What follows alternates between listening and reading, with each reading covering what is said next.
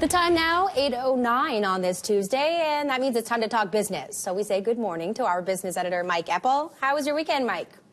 It was pretty good, Sarah. Busy, surprisingly.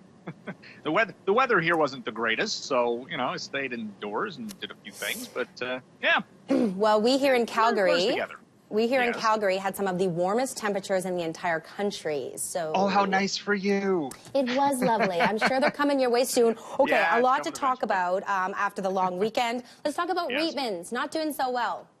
No, they were already struggling before the pandemic, and then you get the impact of an economy that is shut down. Their stores are closed. Their business drops off dramatically, even with e-commerce.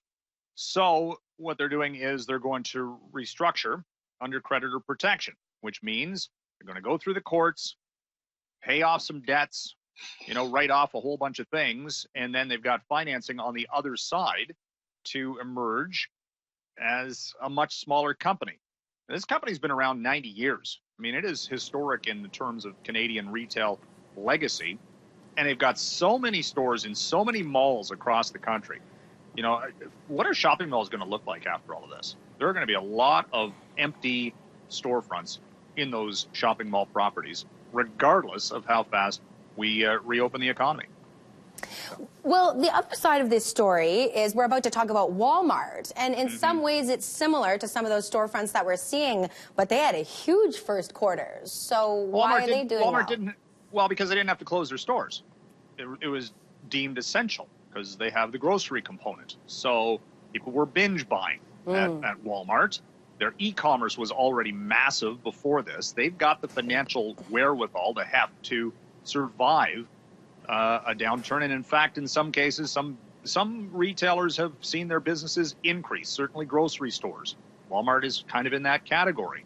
So they made $4 billion in profit, $136 billion in sales, e-commerce off the chart. Same-store sales in March up 15% in a month because people were flocking to the stores, stocking up before everything got shut down. Let's end with home renovations. Are you one of many people doing some work around the house? Yes.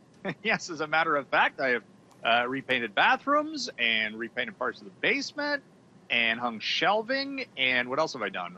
Just general odds and sods. But again, I'm not reframing walls or anything of that nature, but a lot of people are, because they're finding themselves, they've got the time to do so. Right.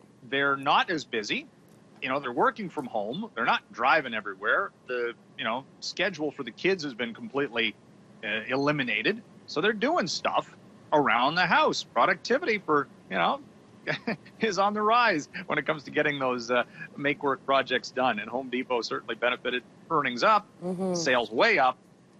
Net result, another company that has certainly been able to stay open for the most part through the pandemic. Good for those people that are doing the home renovations, yourself included, because I'm not that motivated. So maybe I'll have to take a page out of your book. I'll see you at the same time tomorrow. Okay, Mike? Thank you. All right. You can hear more from our business editor anytime on 660 News. But right now here on Breakfast Television, let's take a look at the markets.